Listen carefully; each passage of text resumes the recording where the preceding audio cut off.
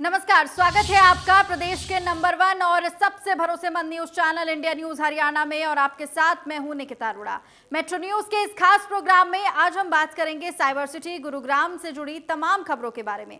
जी हां, औद्योगिक नगरी गुरुग्राम की हर गतिविधि पर हमारी नजर बनी रहेगी, तो जुड़े रहिए हमारे साथ।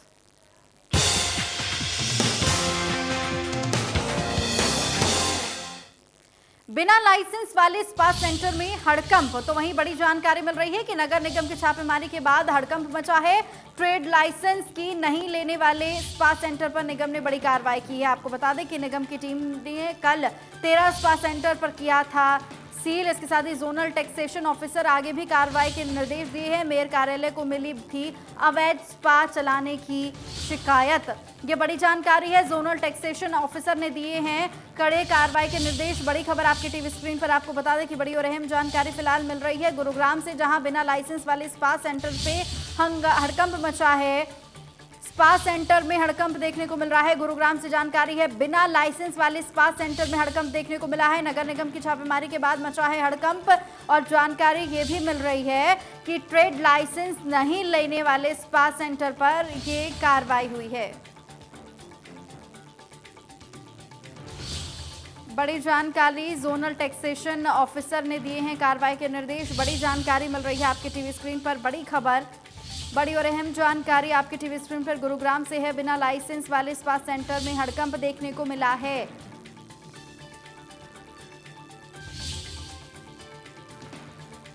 सिटी यहां पर बिना ट्रेड लाइसेंस से 13 स्पा चलाए जा रहे थे। निगम ने कल 13 स्पा सेंटर को किया था सील। बड़ी जानकारी, जोनल टैक्सेशन ऑफिसर आगे भी कार्रवाई के निर्देश उन्होंने दिए हैं। मेयर कार्यालय को दरअसल अवैध स्पा चलाने के निर्देश, जो शिकायतें थी वो मिल रही थी, जिसके बाद ये बड़ी कार्रवाई की गई है। गुरुग्राम से जानकारी है, बिना लाइसेंस वाले स्पा सेंटर्स में हड़कंप देखने को मिला है। और ये तमाम स्पा जो हैं, बताया जा रहा है कि ये बिना लाइसेंस के चलाए जा रहे थे, जिसके बाद बड़ी कार्रवाई यहाँ पर की गई है। ट्रेड लाइसेंस इनके पास नहीं है। निगम की टीम ने कल 13 स्पा सेंटर सील भी कर दिए थे। और तमाम जानकारी के साथ दीपक शर्मा मेरे साथ जुड़ गए हैं, उनका मैं रुख करूंगी। दीपक, ये बड़ी जानकारी मिल रही है, अवैध स्पा सेंटर पर ये बड़ी कार्रवाई देखने को मिली, क्या अपडेट फिलहाल?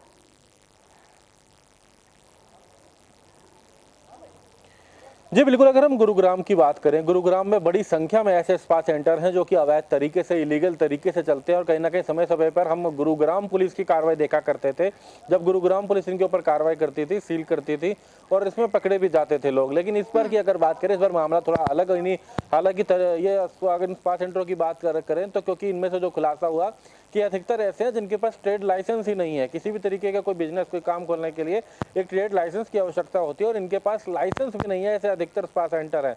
तो ऐसे स्पा सेंटर्स को लेकर के नगर निगम के द्वारा, नगर निगम जो जोन 4 के द्वारा ये कार्रवाई की गई थी। नगर निगम के द्वारा, अधिकारियों द्वारा निर्देश दिए गए थे, जिसमें नगर निगम के अधिकारियों ने जाकर के गुरुग्राम के जोन 4, जो कि गुरुग्राम का सोना रोड है, सोना रोड में ये रेड शुरू करी थी, ये कार्रवाई शुरू करी थी, जिसमें गुरुग्राम के ओमेक्स मॉल में 13 ऐसे स्पा सेंटर है जिनके पास स्पा सेंटर चलाने की या किसी भी तरीके के काम करने की कोई भी अनुमति ही नहीं है, यानी ट्रेड लाइसेंस तक नहीं था। अवैध तरीके से ये स्पा सेंटर चलाए जा रहे थे। तो ऐसे करीबन 1 दर्जन से ज्यादा, तकरीबन 13 स्पा सेंटरों को गुरुग्राम टीम के द्वारा, नगर निगम के द्वारा, जिला प्रशासन के द्वारा जो है सील किया गया है। और ये बिना किसी परमिशन के, हालांकि लंबे समय से चल रहे थे।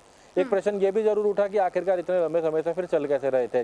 कई बार गुरुग्राम पुलिस इनके ऊपर कार्रवाई कर चुकी है। जब यहाँ पर गलत तरीके के काम चलते हुए, अवैध तरीकों से काम चलते हुए गुरुग्राम पुलिस ने कार्रवाई करी, लेकिन तब भी शायद नगर निगम को या जिला प्रशासन को इस ओर ध्यान नहीं गया कि इनके पास लाइसेंस भी है या नहीं। लेकिन अब अगर बात करें नगर निगम की, अगर बात की जाए तो नगर निगम अधिकारियों के द्वारा जो है, इनके ट्रेड, नगर निगम के द्वारा एक टीम इनके लिए गठित की गई थी, जो कि ट्रेड लाइसेंस ना होने पर इसको लेकर के अगर बात करें, इन तमाम अगर बात करें, करीबन ऐसे 13 ऐसे स्पा सेंटर हैं जिनको जो है सील किया गया है। जी दीपक, क्या कुछ लोगों की गिरफ्तारी भी यहाँ पर हुई है?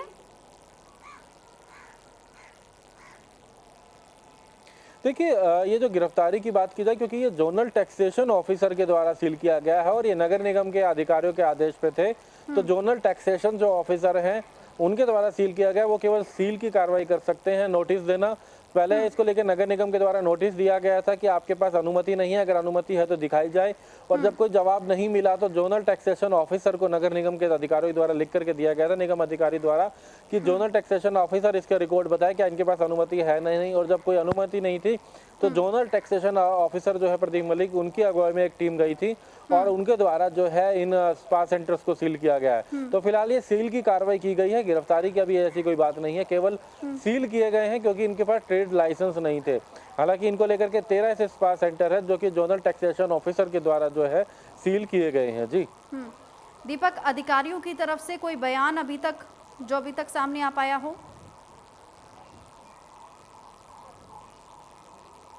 देखिए, जिला प्रशासन के द्वारा इसको लेकर के बयान भी दिया गया, अपनी बात रखी कि उन्होंने बताया कि उनके पास इस तरीके की जानकारी आई थी कि कई ऐसे स्पा सेंटर्स हैं, कई ऐसे हैं जो कि जिन पे इलीगल अवैध तरीके से काम चलता है और स्पा सेंटर की आड़ में और भी कई गोरख धंधे चलते हैं। लेकिन उसको लेकर के उन्होंने जब जांच करी तो इनके पास स्पा सेंटर के नाम पे इन्होंने अपने स्पा सेंटर खोले हुए थे, और जबकि इनके पास उसका भी लाइसेंस नहीं था। यानी कि किसी भी काम को खोलने के लिए एक ट्रेड लाइसेंस की जरूरत होती है और इनके पास किसी तरीके का लाइसेंस नहीं था। इसको लेकर के निगम के द्वारा पहले इनसे स्पष्टीकरण मांगा गया था कि क्या उनके पास कोई ट्रेड लाइसेंस है, किसी तरीके का लाइसेंस, किसी तरीके की अनुमति है। और जब कोई अनुमति नहीं मिली तो जोनल टैक्सेशन ऑफिसर को इनको लेकर के पत्र लिखा गया था कि वो ऐसे लोगों की जांच करे, ऐसे स्पा सेंटर्स की जांच करे, और अगर उनके पास लाइसेंस नहीं है, बाकायदा ये लिस्ट भी निगम द्वारा दी गई थी कि ऐसे स्पा सेंटर्स की डिटेल उनके पास आई है। ये लिस्ट एक लंबी थी, लेकिन 13 ऐसे थे जो अभी तक अपनी कोई जानकारी नहीं दे सके थे। तो जिसके बाद जोनल टैक्सेशन ऑफिसर के द्वारा इनके खिलाफ कार्रवाई करते हुए इन स्पा सेंटर्स को सील कर दिया गया है। तो प्रशासन की तरफ से भी ये जानकारी दी गई है कि इनसे पहले जवाब मांगा गया था, लेकिन किसी भी तरीके का कोई लाइसेंस नहीं था और बिना लाइसेंस के इस तरीके से अवैध तरीके से ये स्पा सेंटर यहाँ चलाए जा रहे थे, जिसको लेकर के जोनल टैक्सेशन ऑफिसर ने जिला प्रशासन के आदेश के बाद इन्हें सील किया है। जी दीपक, क्या कुछ और भी ऐसे स्पा सेंटर है जिन पर कार्रवाई हो सकती है आगे?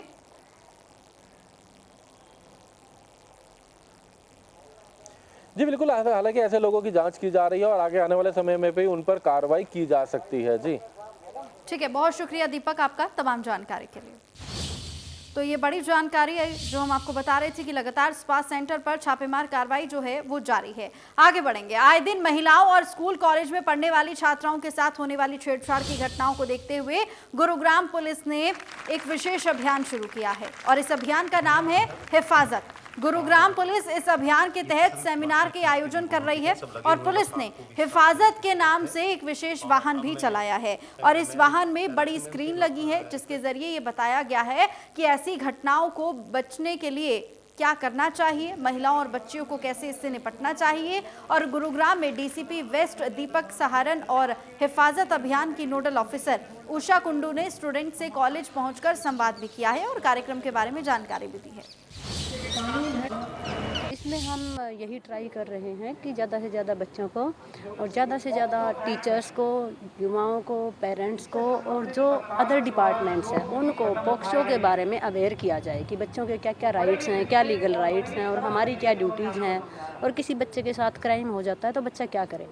और इसी कड़ी में हिफाजत वैन के थ्रू एक शॉर्ट फिल्म उनको दिखाई जाएगी और एक नुक्कड़ नाटक के द्वारा भी उनको समझाया जाएगा।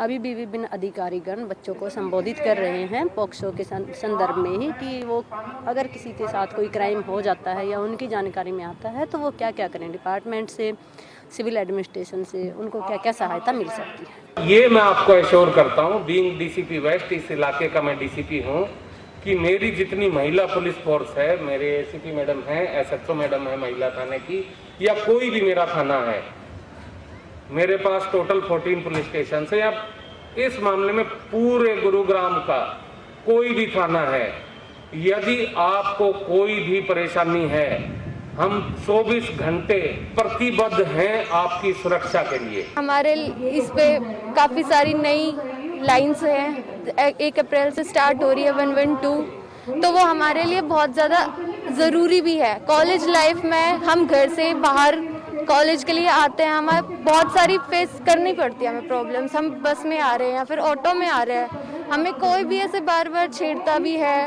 हमें परेशान भी होता है, तो उसके लिए हमें ये हेल्पलाइन लेनी बहुत ज़रूरी है। हमें डरना नहीं चाहिए, हमें करना चाहिए ताकि हाँ जी, हमें अच्छे से इस चीज़ का यूज़ करना चाहिए। अगर गवर्नमेंट ने हमें प्रोवाइड कर रखी है तो वो चीज़ का हमें यूज़ करना चाहिए और हमें इसके लिए अवेयरनेस भी प्रोवाइड करनी चाहिए, दूसरे लोगों को समझाना चाहिए कि हमें ये सब यूज़ करना चाहिए, और जो हमारे जो भी पार्टनर्स हैं उनको ये सब बताना चाहिए। हमारे कॉलेज में फर्स्ट टाइम देखने को ये मिला, ये प्रोग्राम बहुत अच्छा है। अगर हम ये नॉलेज लेते हैं तो लोग जागरूक होते हैं, और हमारे दिल की जो क्षमता है, हड़बड़ी होती है, जो डरते हैं, उससे हमें डरना नहीं चाहिए, हम डट कर सामना करना चाहिए। इस प्रकार के कार्यक्रम से हमें ये मोटिवेशन मिलता है, क्योंकि हम डे टू डे लाइफ में इधर उधर ट्रैवल करते हैं, और जैसे कि हम कॉलेज आते हैं तो हमें बहुत ज़्यादा प्रॉब्लम फेस करनी पड़ती है। तो इस सब हेल्पलाइन नंबर्स का हमें इन सब से अवेयरनेस होना चाहिए, क्योंकि आजकल के बच्चों को भी और लड़कियों को भी बहुत ज़्यादा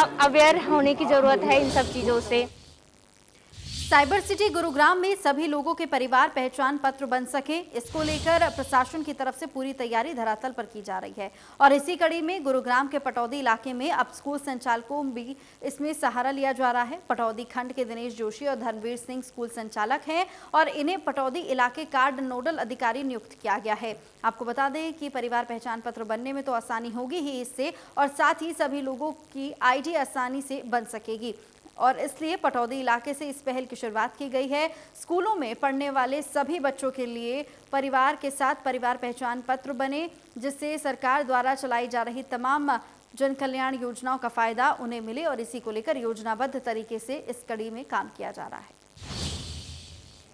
प्राइवेट स्कूल संचालकों के अभी था, तो हम पूरे सहयोग गवर्नमेंट का करेंगे कि फैमिली ID बन जाए, क्योंकि फैमिली ID से जो गरीबों के लिए विशेष तौर पर जो सुविधाएं होंगी वो फैमिली ID से ही होंगी। जिन लोगों की फैमिली ID नहीं होंगी उनको गवर्नमेंट की तरफ से जो सुविधाएं दी जा रही है वो नहीं दी जाएगी। हमने गवर्नमेंट को पूरा आश्वासन दिया कि हम फैमिली ID को बनवाने में आपका पूरा सहयोग करेंगे। उसके लिए मेरे को खंड का एक अधिकारी भी बनाया गया है, और मैं अपनी ड्यूटी को पूर्ण रूप से निभाऊंगा। और हमारे इस खास कार्यक्रम में फिलहाल इतना ही, लेकिन ब्रेक के बाद हम आपको दिखाएंगे प्रदेश की 25 बड़ी खबरें।